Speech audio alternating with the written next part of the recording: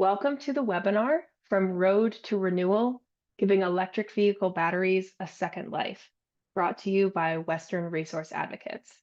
I'm Allie Ruckman, Communications Manager at WRA and the Zoom webinar host for today's event. Just a few reminders before we jump in. The webinar today will be 1 hour, and while the format is mostly Q&A between our moderator and panelists, we will be taking questions from our audience via Zoom's Q&A function, which will show up as a Q&A icon in the bottom center of your screen. While we might not be able to get to all questions, we will try to follow up as needed if we can't get to your specific question today. We have also enabled closed captioning. That feature should show up as an icon at the bottom center of your screen as well, and you can select it to turn it on and off throughout the webinar as you see fit. Also, this webinar is being live streamed to WRA's YouTube, LinkedIn, and Facebook pages and is being recorded. We will send everyone who has registered, whether in attendance today or not, the recording within the next few days. Before I turn this over to our moderator, I would like to first thank our sponsors for today's event, our impact sponsor, First Bank, our signature sponsors, Denver Water, Kind Design, Scarpa, Southwest Energy Efficiency Project, and Torch Clean Energy. And finally, our supporting sponsors, our BSW Wealth Partners, GoCo, Group 14 Engineering, Jones & Co., Meridian Public Affairs, and SolUp. As a nonprofit, our work depends on donations and partnerships with businesses, organizations, and individuals throughout our region and beyond. Our generous sponsors and supporters allow WRA to bring you important programming and resources like today's webinar to share innovative solutions to the region's most pressing conservation challenges. I encourage you to visit westernresourceadvocates.org/donate to learn how you can support on-the-ground solutions to climate change. With that, I will turn this over to our moderator, Aaron Kressig. Aaron is the Transportation Electrification Manager at WRA. He leads WRA's work across the region to develop and implement policies which will accelerate the widespread adoption of electric vehicles and other technologies with the potential to significantly reduce emissions from the transportation sector. His work focuses on securing policies and plans which will maximize the environmental and economic benefits that electrified transportation can offer the interior West. Aaron?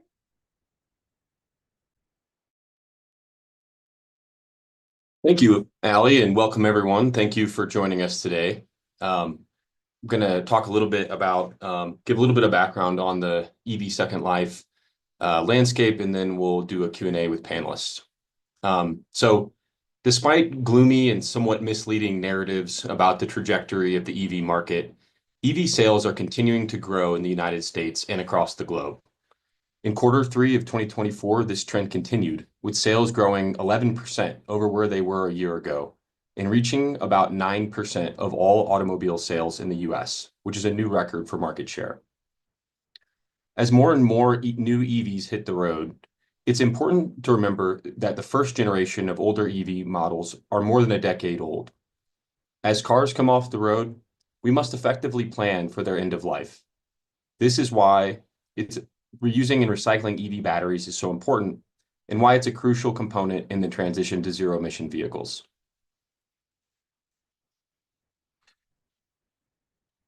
Earlier this year, WRA published a report on state-level policies which can promote reuse, repurposing, and recycling of EV batteries when electric vehicles reach their end of life. Collectively, we call reuse, repurposing, and recycling EV Second Life applications. And here's a way I would frame it. The first life as an EV battery may have ended, but in one way or another, they can be reincarnated in a way to serve a new purpose in a second life application. One of the key things we discuss in our report is that second life applications can greatly reduce the need for newly mined minerals and subsequently the environmental impact of electric vehicles. While EVs are already environmentally superior to traditional gas vehicles, EVs which rely in part or whole on recycled minerals are even more environmentally friendly. Recycling can recover up to 95% of the key materials from EV batteries for some minerals, which means there is a real opportunity to create a circular economy for EV batteries. A circular economy for EV batteries creates jobs, benefits local economies, and reduces national security concerns. Let me give everyone today some quick detail on the benefits of second life applications for EV batteries. Studies have estimated that for every 1,000 tons of lithium-ion batteries collected, 15 jobs are created for collection, dismantling, and recycling. Reused and repurposed batteries are often cheaper than new batteries. And recycling an EV battery is estimated to produce up to $1,500 in profit per battery recycled. This value will only increase over time as the battery recycling industry grows and matures. Next slide, please. Promoting second life applications versus making new batteries furthers the positive impact EVs have in fighting climate change by further reducing greenhouse gas emissions and also reducing EVs' impact on land and water resources. Although we will need many more new batteries, supplementing raw materials with recycled materials is a common sense approach for economic and environmental reasons. One study estimated that if all lithium-ion batteries were recycled, the demand for raw materials could be reduced by up to 64% by 2050, which is nearly a 2/3 reduction. And an EV battery made of recycled materials reduces emissions around 40% compared to one made of new materials. And finally, the lithium-ion battery supply chain is global in scope and highly complex. We know that many key materials originate from countries with a strained relationship with the United States and who have known violations of human rights and environmental standards. Promoting second life applications will maximize the material we can produce domestically here in the United States, reducing demand from other countries. So it's clear, promoting second life applications for EV batteries has tremendous benefits. But to maximize the potential of a battery circular economy, we need the appropriate policies in place to promote battery recycling while ensuring that companies in this space have appropriate flexibility to adapt to a quickly evolving marketplace. There are certainly actions the federal government could take to ease processes for battery recyclers while promoting growth in the sector, but they are unlikely to take action in this space in the near future, which means, as is often the case, leadership and policy innovation is likely to occur at the state level. Which is why Western resource advocates and key partners, like those represented on the call today, have been exploring what can be done in our region to create a policy framework to support second life use cases for EV batteries when the vehicles they are powering retire. In recent news, a study published Monday in the journal Nature found that EV batteries on the road today can be expected to last 38% longer than originally forecast. It is clear we need to have good policies in place to manage these batteries when their vehicles retire and maximize the life they still have.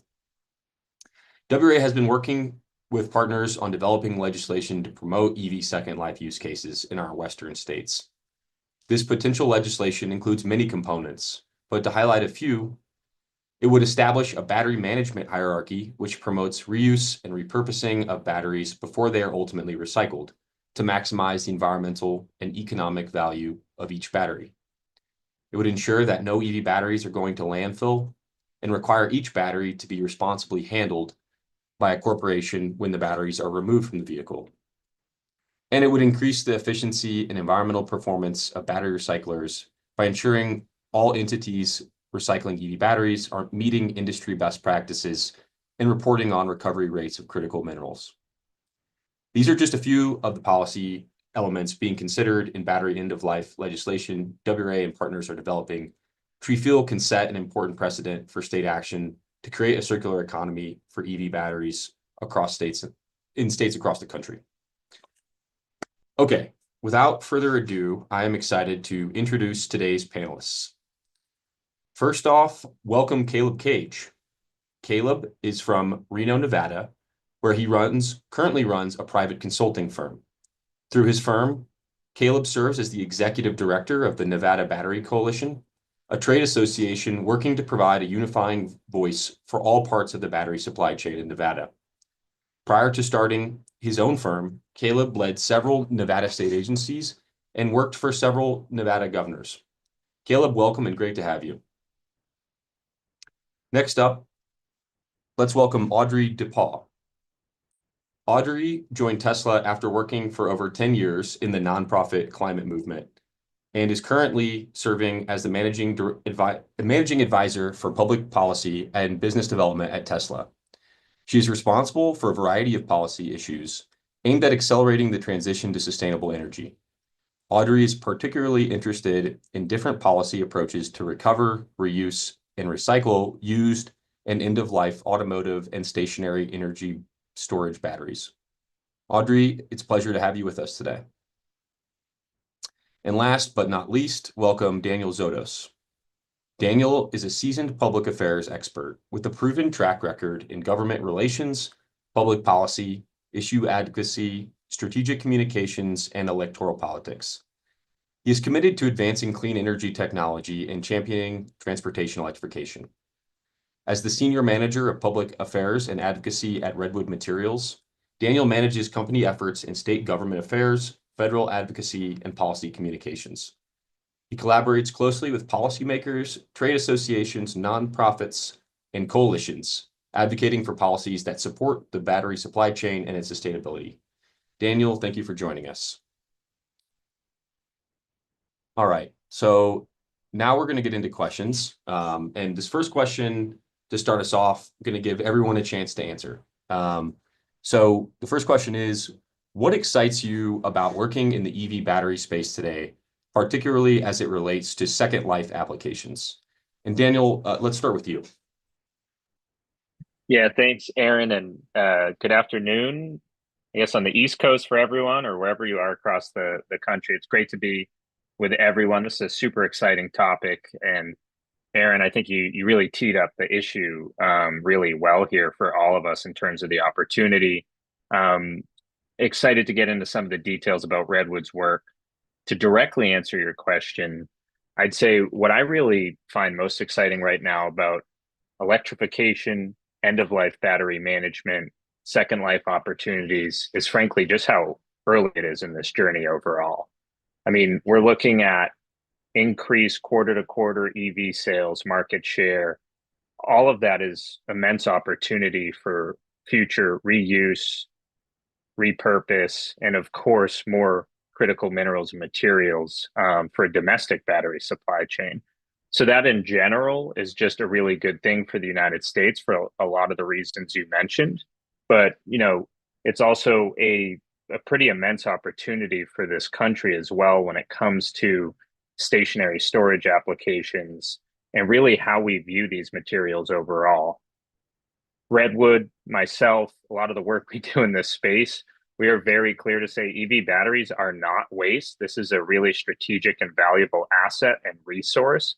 And that's really what this discussion's about. You know, how can we make sure that a battery that's at the end of its first intended use, you know, with it's still at least 80–70% state of charge, can, you know, go into another application here, especially as we're looking at all sorts of issues with grid deployment and scale.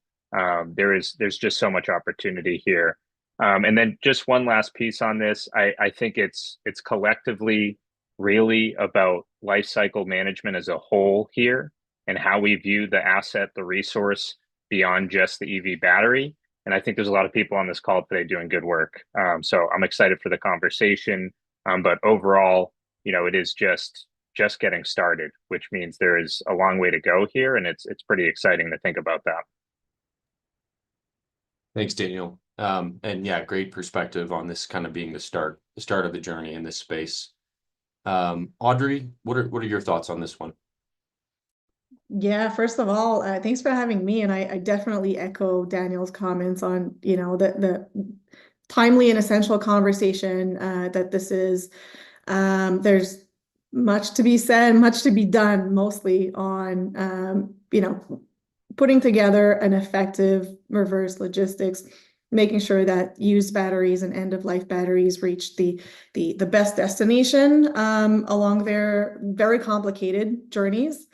But I would say one of the things I find really exciting about this space, and now being the right time to address this, is first of all, these EV batteries they have a very long lifespan. You've mentioned it before. They have a wide range of second life possibilities, and relatively high value for recycling. That's not the case for every product out there, and certainly not every electronic product.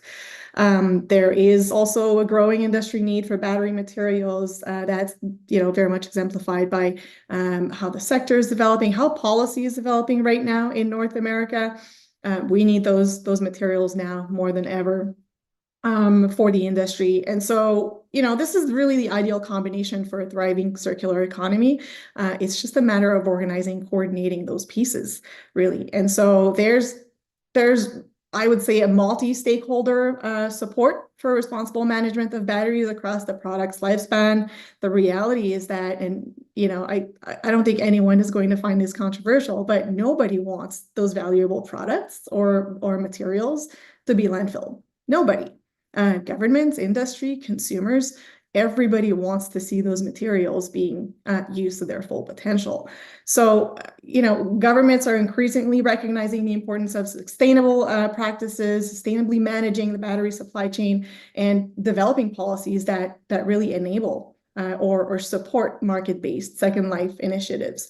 And so that's what we're seeing more and more of, including in Nevada. But I personally find it very exciting when governments, environmental organizations, industry stakeholders all collaborate together with the same objective.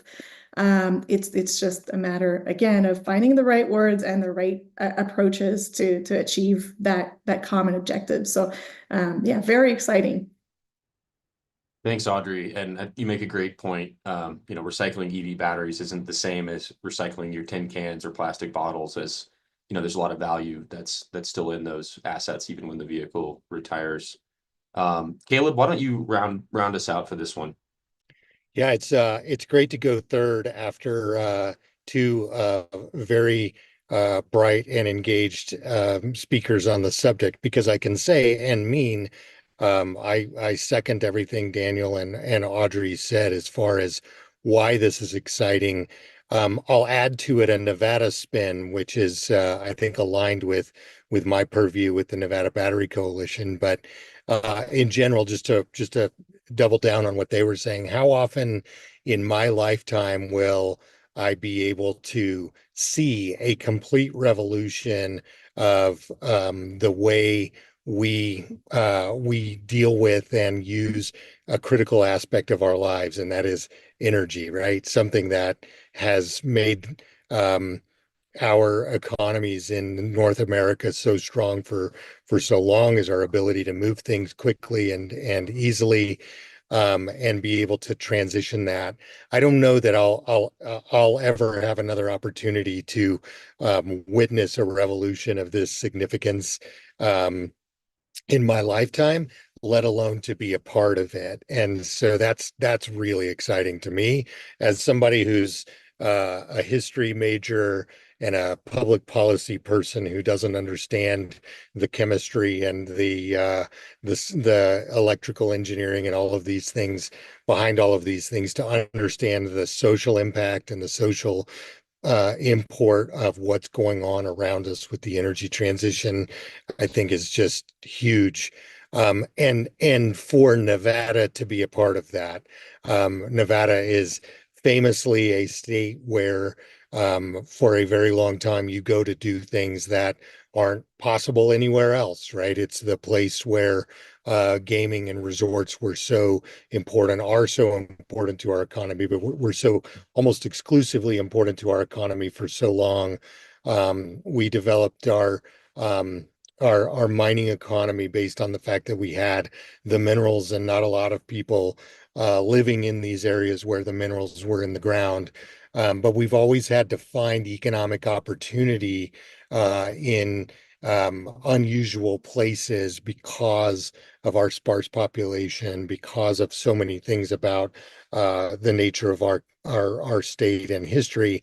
And this is one where we're ahead of the curve, where we are directly engaged with partners like all of you, partners like Tesla and Redwood and Western Resource Advocates and others to really be a leader in this space. So to kind of wrap it up, I would say it's really exciting to be a part of and kind of have front row seats to from a very early stage, something that I think is going to be transformational and revolutionary in all of our lives. And two, it's really exciting for Nevada to have a seat at the table. Thanks, Caleb. Great points there on the gravity of the transition we're witnessing. It really in the context of human history. And yeah, appreciate that perspective. So thank you all for those. Now we're going to get into a little bit more in-depth questions that for each of you. I'm going to give you a multi-part large question aimed to dig a little bit deeper into each of y'all's involvement in this space. So Daniel, I'll start with you.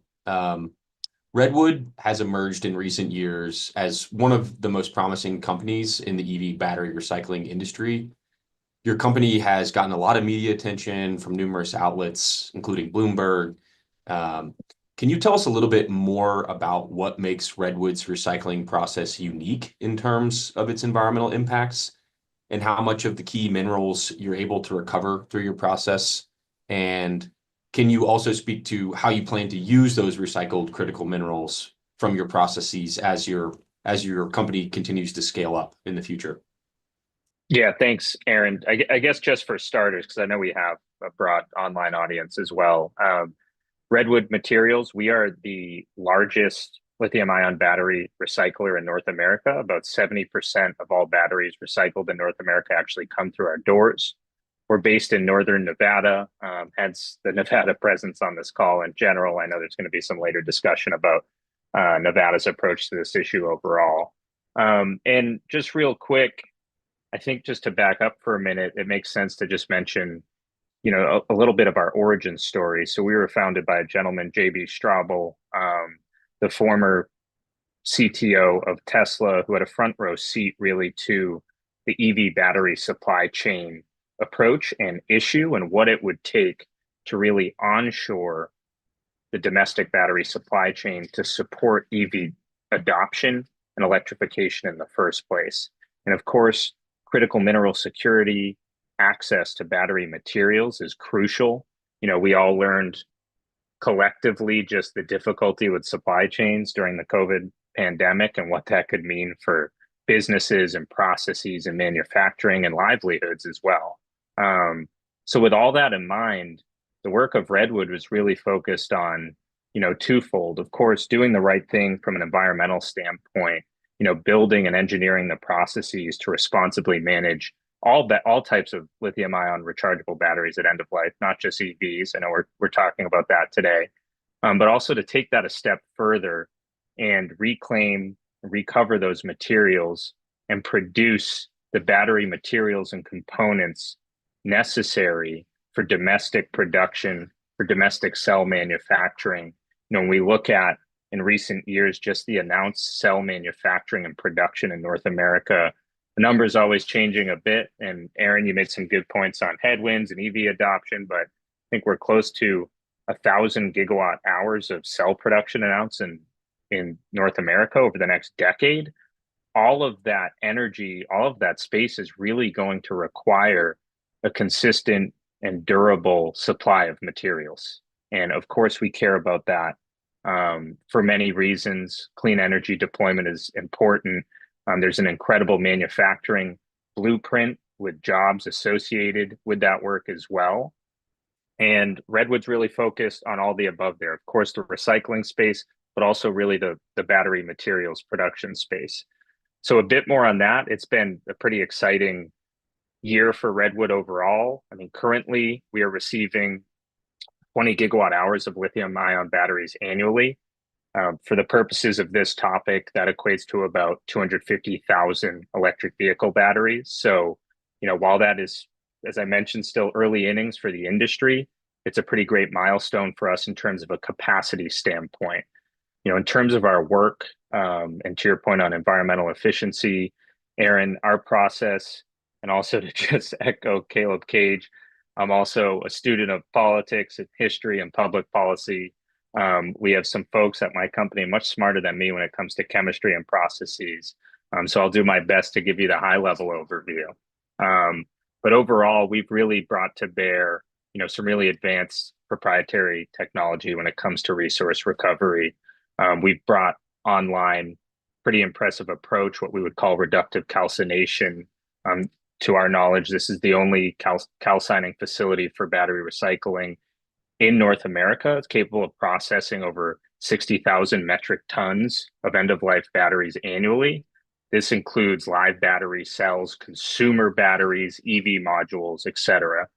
We do all of this operation without any fossil fuels. We haven't even pulled a gas line to our site. We use the residual energy from batteries to power that process. From there, we move end-of-life materials into what is our hydrometallurgical process.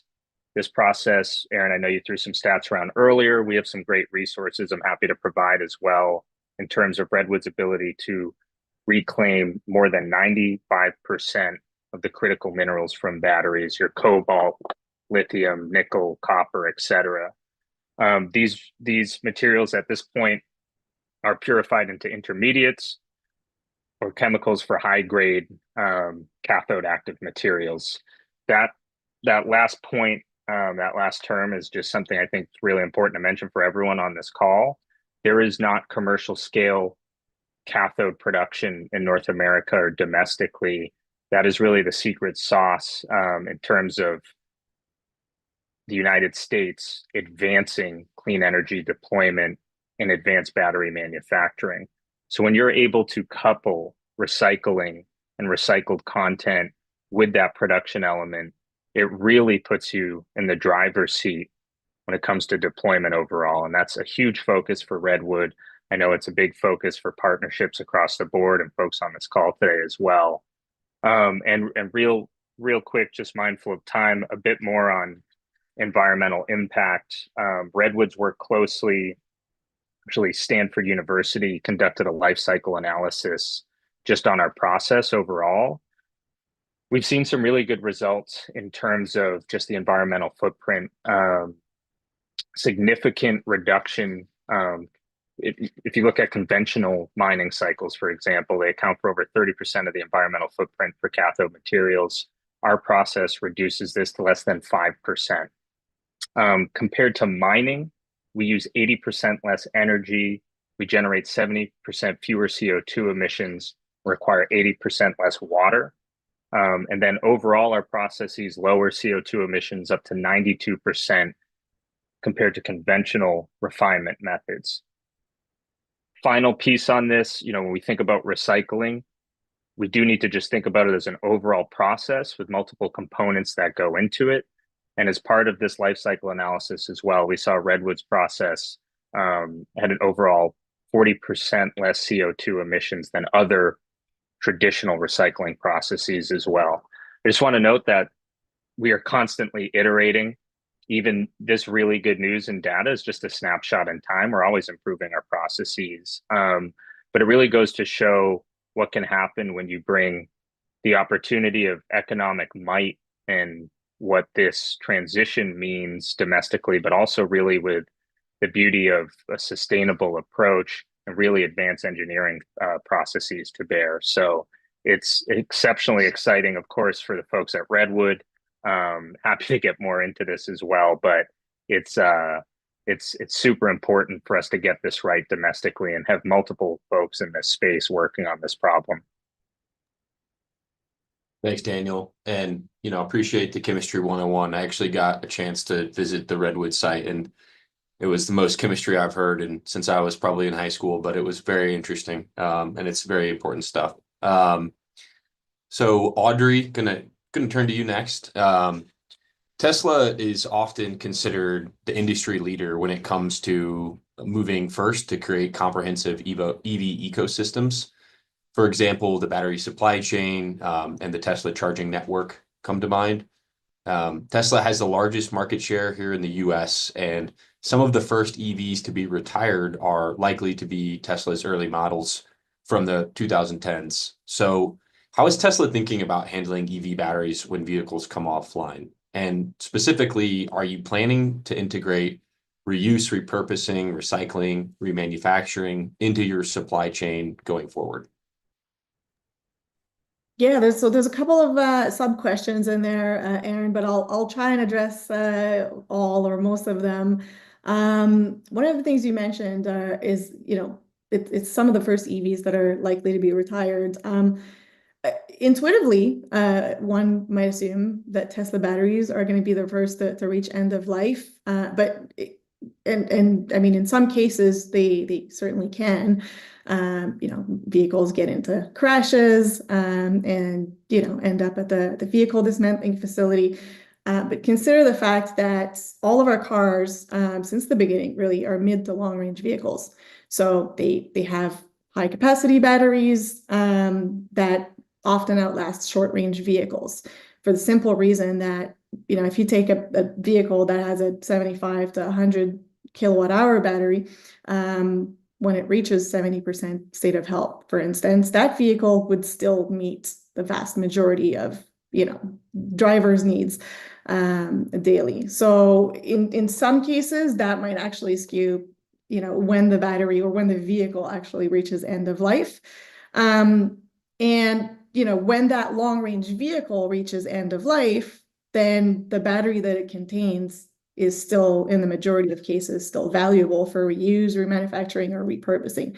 So that's just, for the first part are, small brackets here. But that said, yes, the answer to your bigger question is yes, we are thinking about second life and recycling. We already have, we're developing and implementing what we call a reverse logistics system to essentially accept batteries back from the field.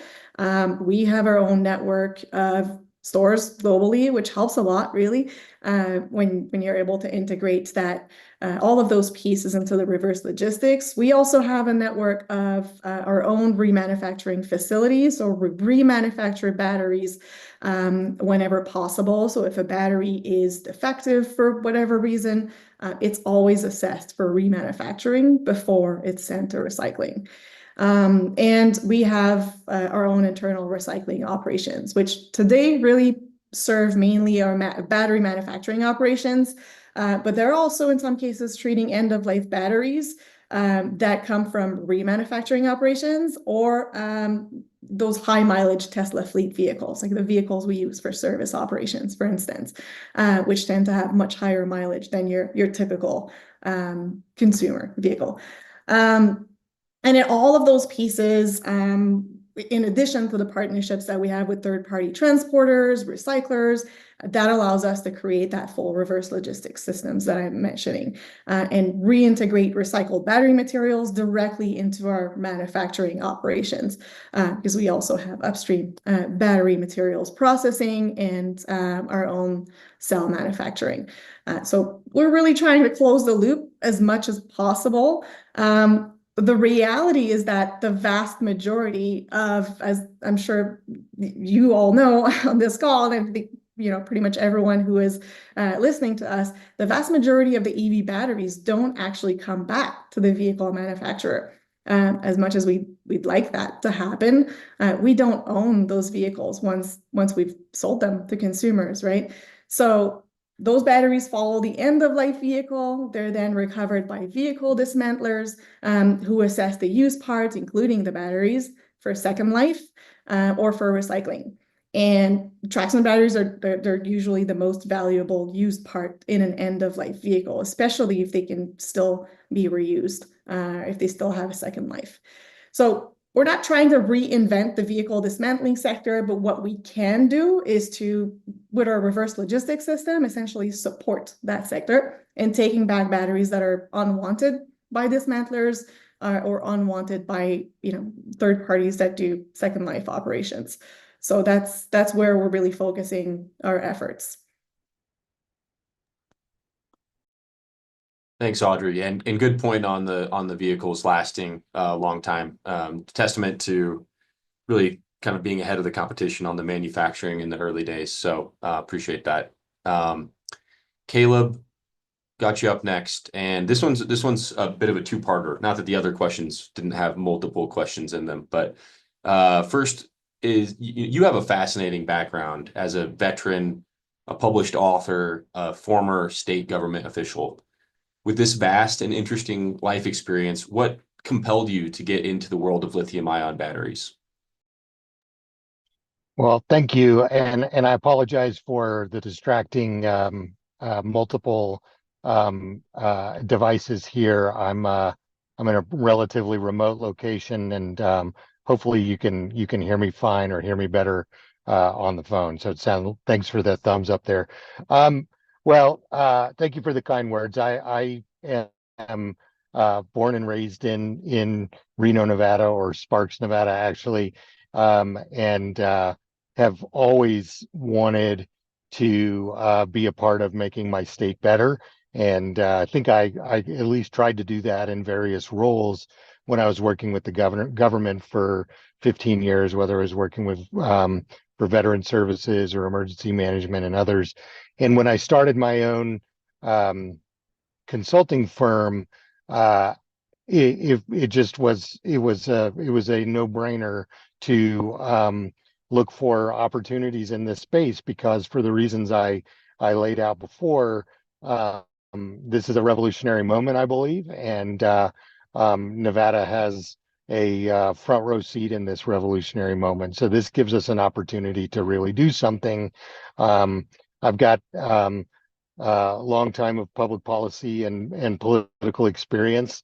This industry is going to need public policy support. Not that Daniel and Audrey and others who do this work much better than I need it, but specifically in Nevada, needing more advocates, more voices at the table to say that this is important for the future of the nation, for the future of the world, but also for the future of the state of Nevada. And we're in a really interesting spot. That's really what drove me here, talking to people at the Governor's Office of Economic Development, talking to people in various parts of the lithium supply chain, and just recognizing how important this was, really drove me to it. I take pride in the fact that I consult for ideas and purposes that are meaningful to me. So that could be rural education funding, renewable energy, how we use technology to improve government services and things like that. And this certainly is at the top of that list. Great, that's interesting. And let's stick with Nevada here for a second. It's common in Nevada, and I think you've mentioned it, to talk about the lithium loop, as it's called. Can you talk a little bit more about what that is for our audience, and why it's important, and the role of Second Life applications in that loop?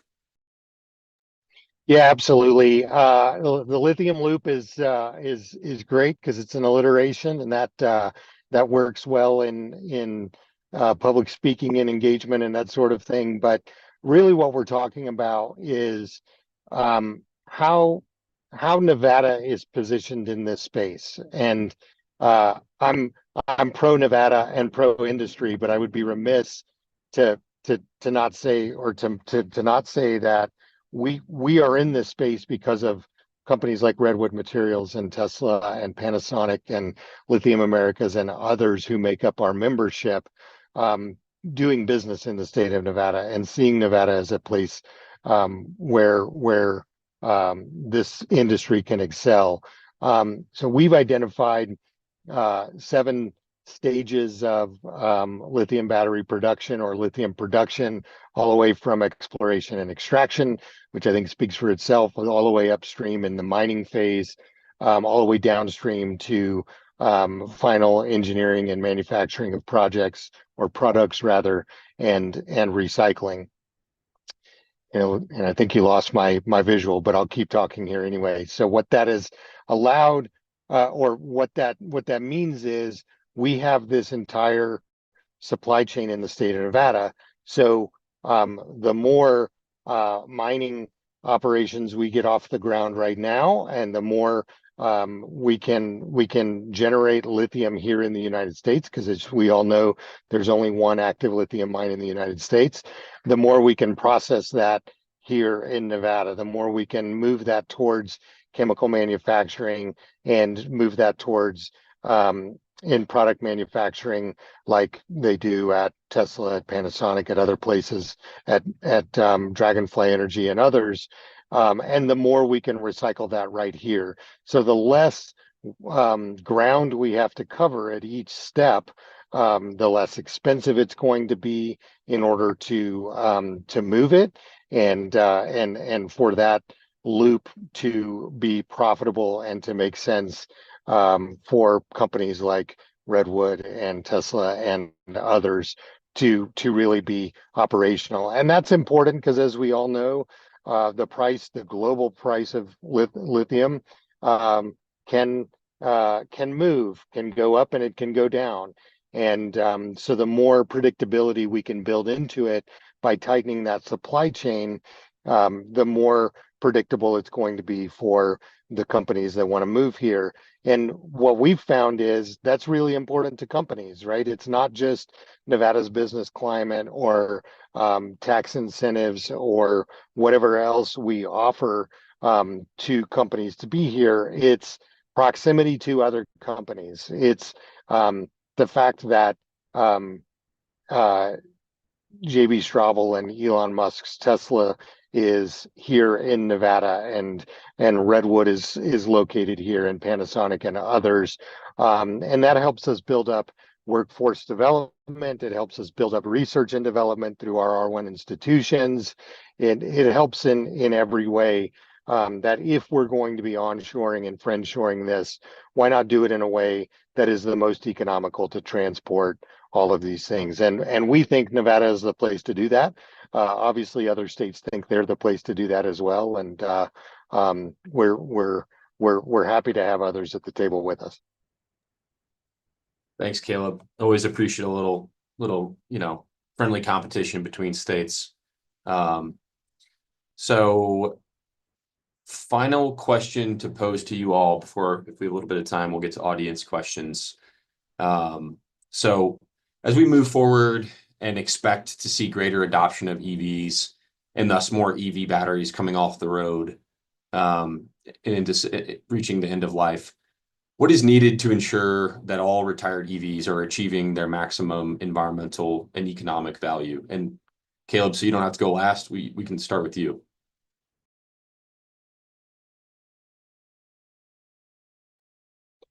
Great. So I really think the Audrey and Daniel will be able to answer this much better than I will. But what I would say is we need predictability in the policy structure. We need predictability in the supply chain. We need to have a steady approach to doing this, and making sure that it's done safely and responsibly, and all of those things that are very important to all of us here. But I think just for these companies that are having to attract enormous investors or enormous investments in their companies, for them to have regulatory and policy predictability, I think is going to be extremely valuable. And I'm going to turn it over to the other two who can answer this much better than I. You still did a good job. Daniel, do you want to take next stab?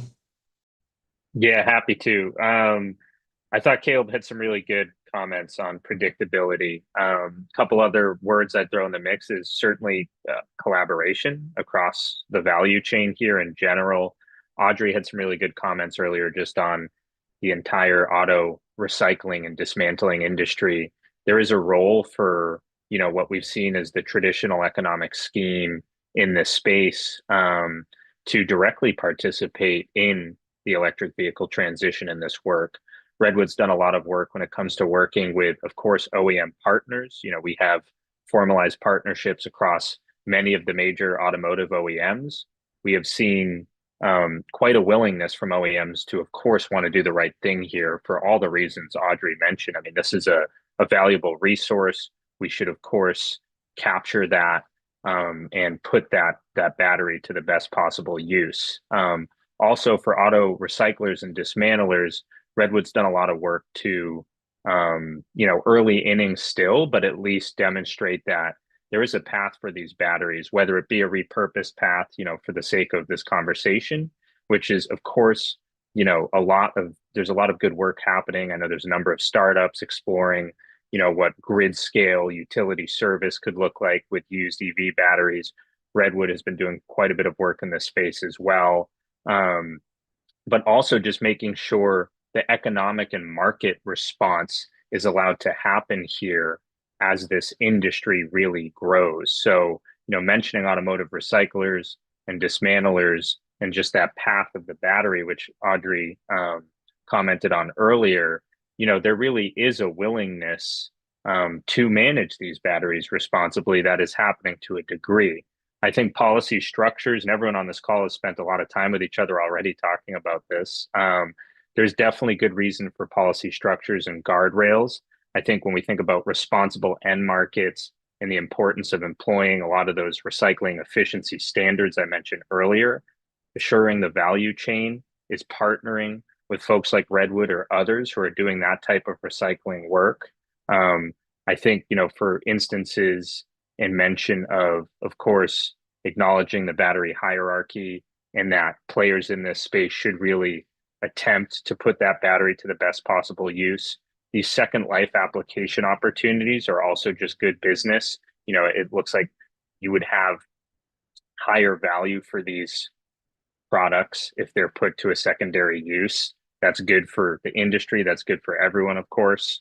And really just, I would just end comment on, of course, the predictability piece is important, but the flexibility piece is as well. I think there's a lot of good ideas that have come to this space. The United States is just getting started on this work. There's only one state in the union that's actually addressed end-of-life EV battery management. There's a few other states working on this, and there's been a lot of good concepts and ideas brought to the table. And I really do think just the instance of collaboration, and Audrey really summed that up well earlier, across environmental organizations, industry, downstream opportunity here that I touched on earlier when it comes to battery materials and component production, but also really, seeing how this space shakes out as well when it comes to second life. There's a lot of work that needs to go into the technology, the application, the regulatory aspect of this as well. I'll kick it over to either you, Aaron, or Audrey as well. Yeah, Audrey, go ahead. Yeah, I mean, I would echo a lot of the things that Caleb and Daniel said. I think we're all very much aligned. The other thing I'd add is, I mean, the second life and recycling market is it's taking shape very fast. In fact, in many ways, probably faster than end-of-life batteries are actually becoming available, and that's a good thing, because that market is taking shape in anticipation of material that will be, ready to be recovered. Yeah, so reuse, remanufacturing, repurposing, recycling, those activities are relatively nascent still, but it's relatively competitive already, in terms of, the few batteries that are available for recovery. And I think given this, policy efforts at this point in the short term should really focus on developing that, a safety net, for those batteries that are unwanted or negative value. Experience has shown so far that there really aren't many of those. But if and when it does happen, then there should be a safety net that essentially ensures that those batteries are going to be recovered, and managed safely.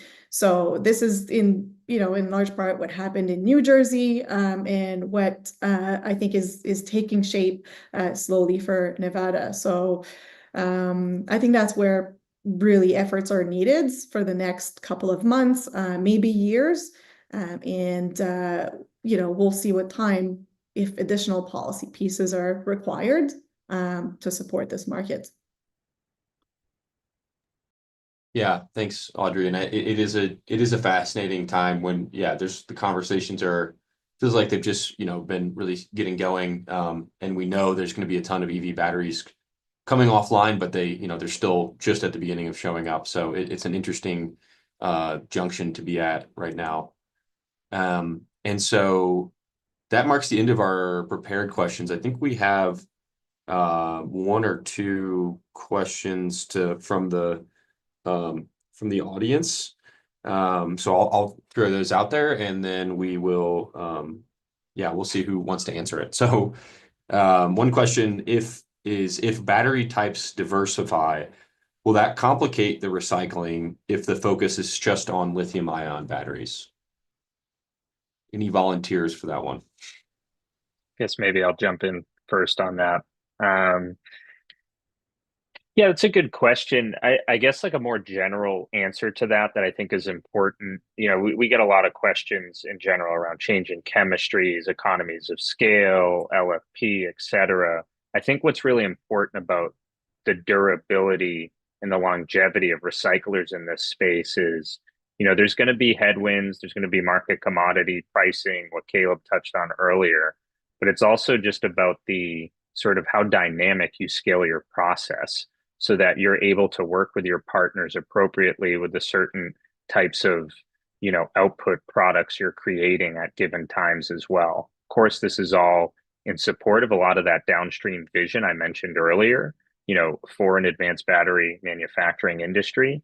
But if you're just tying yourself to one specific product, of course, that could significantly hamper efforts and revenue, et cetera. So that's just, you know, a quick blush answer on this. I would say overall, I think, you know, given, once again, hate to keep reiterating this point, but how early it is, you know, I think a lot of players in this space have already been able to adapt to varying chemistries.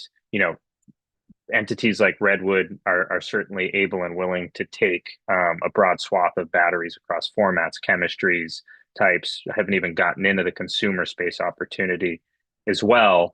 And I would also mention, you know, a lot of work, at least on our end, has gone into understanding this field as it grows rapidly, to Audrey's point. Redwood did some really meaningful initial EV battery recycling pilot work in the state of California, where we teamed up with automotive recyclers and OEMs and actually really worked on the logistics apparatus, but also making sure we were able to collect and retrieve batteries at end of life appropriately. So it's instances, and it's actually the work like that goes a long way when it comes to then informing the policy, which is so new, and it's certainly exciting as well.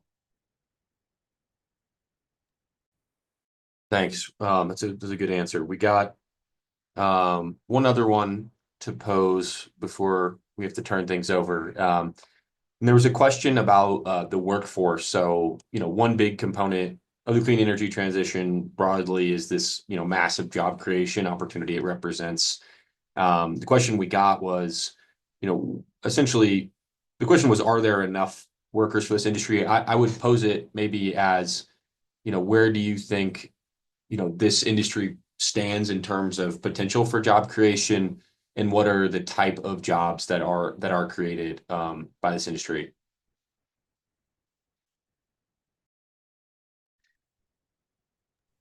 Any It's a very good volunteers? question. I'm not sure Yeah. from which angle to tackle it, you know, from manufacturing, recycling, or remanufacturing. I mean, a lot of the jobs that relates to Second Life and recycling are obviously, you know, engineering, technical jobs, but you know, I think there's a lot of transferable skills, a lot of upskilling potential also from other sectors, which may not be heading in the same direction as the battery industry, to say it nicely. But yeah, this sector is growing, while others may be shrinking in the future. On the, you know, not clean energy sector. So, but I think those skills are very much transferable. And that may be one way that the sector will find skilled workers and provide training. But yeah, I'm not personally in the recruiting side, so that's as much as I can say right now. Yeah, thanks for that response. So that has us about at time. So I just want to go ahead and thank all of our panelists. I think this was a great discussion. You all had some really great insights on these topics, and really appreciate y'all being able to join us today and give these answers. So thank you. I'm going to now pass it back to Allie to wrap things up.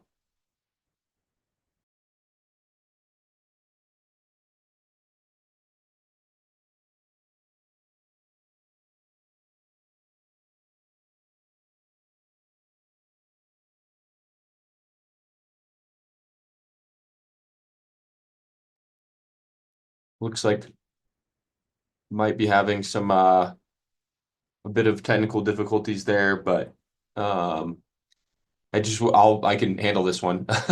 So All thank you right, all for sorry, joining. Aaron, I'm Oh, there you here. are. Go ahead. Sorry, there's technical difficulties, which are looking kind of common today. Thanks everyone for bearing with. So thank you so much to all of our panelists. Thank you to Aaron for moderating and to you all for attending. Watch out for the webinar recording in your email in the next couple of days. It will also be available on our website under the webinar section. And one final plug, if you are interested in supporting WRA's transportation electrification work and other on-the-ground climate solutions, please visit westernresourceadvocates.org/donate. And I hope to see you all again at a future webinar, and have a great day.